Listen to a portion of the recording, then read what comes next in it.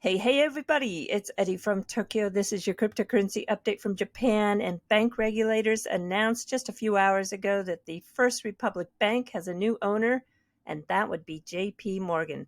They will buy $330 billion in assets and deposits, and the FDIC is on the hook for $13 billion for insurance. JP Morgan will take over 84 offices in 8 states and, of course, all the customers. The announcement says that the resolution of the First Republic Bank involved a highly competitive bidding process. Yeah, I'd like to see the details.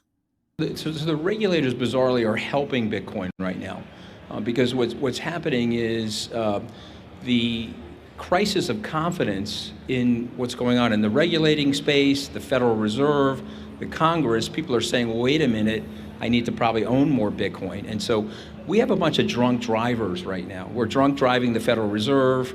We're drunk driving the budget deficit situation and the debt cap in terms of where we're going with that, in terms of raising the debt ceiling. And I think people are starting to realize, wait a minute, we've got to get the keys away from these people and perhaps put it into a decentralized format where we can have more predictability and less of this regional effect that's happening from these policymakers. We have transitory inflation. We're going to dump 40% more US dollars into the marketplace. Oh, wait a minute, we don't have transitory inflation. We're going to raise interest rates 500 basis points in 21 months and crush the market. But wait a minute, we just did that and now it's crushed the regional banking system. And so now we have to figure out a way to bail out the regional banking system. Come on, guys. Okay. Come on, guys. Okay, he's going to be Take speaking a step more. back. Let's look at the macro environment and come up with a long-term plan for the American people that's common sense based.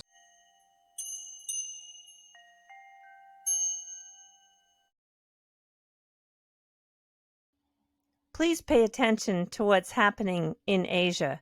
Hong Kong is the crypto sandbox for mainland China. And in 2023, you need to watch Hong Kong try to take the crypto hub away from the United Arab Emirates. Dubai right now is undisputably where it's all happening, but Hong Kong wants it. January, Hong Kong wooed these Singapore businesses as they boasted, we have 800 fintech companies. San Francisco, at its height in the last couple of years, had 1,400. In February, they welcomed the crypto regulation. In April, the Hong Kong Monetary Authority called on banks to provide services to crypto firms even before they had a license. And May, expect to see the retail crypto trading guidelines. This is very bullish for Bitcoin and the greater crypto ecosystem. This is John Reed Stark, former chief at the SEC Office of Internet Enforcement, who has blocked hundreds of Twitter profiles who disagree with him. I've been able to stay out of his crosshairs. Miracles do happen. But he's got a thread about the top 10 list of Stark hater preemptive strikes, meaning the issues that people have gone to the mat with him on. Let's take a look at number 7. He's had plenty of conversation about the SEC official Bill Hinman being corrupt. He says yes.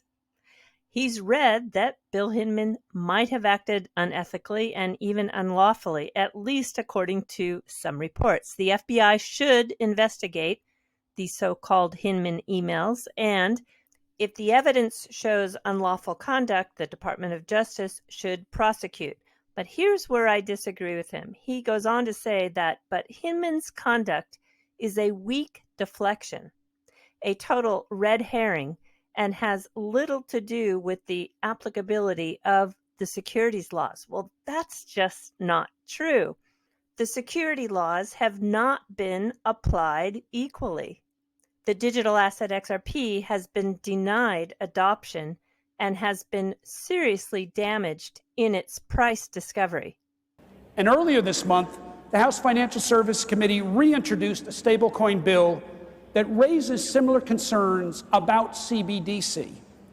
But strangely, that legislation contains not a single word protecting Americans' privacy in stablecoins. 3 pages about Cbdc, and it mentions privacy in Cbdc, 70 pages about stablecoins and not one word about privacy. That's an oversight. It's a grave oversight.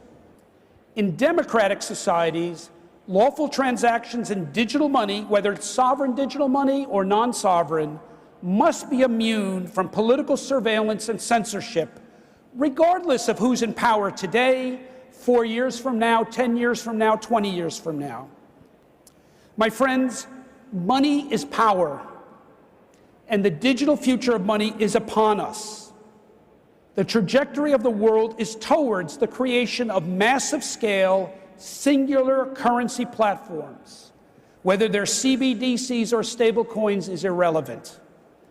Financial power arrangements worldwide will be revamped, and the informal currency zones, the Eurozone, the dollar zone of the past, will yield highly integrated digital currency networks of the future.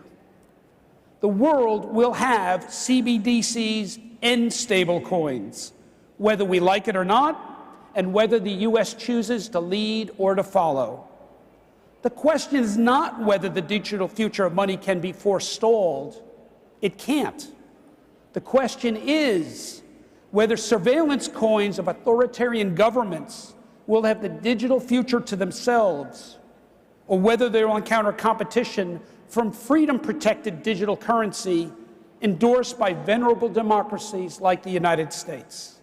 That was a powerful speech by the former CFTC head Christopher Giancarlo at Consensus, which just came to an end on Friday. He was highlighting the privacy risks of the central bank digital currencies, or the CBDCs. How are we going to stop the government from using these as a surveillance tool?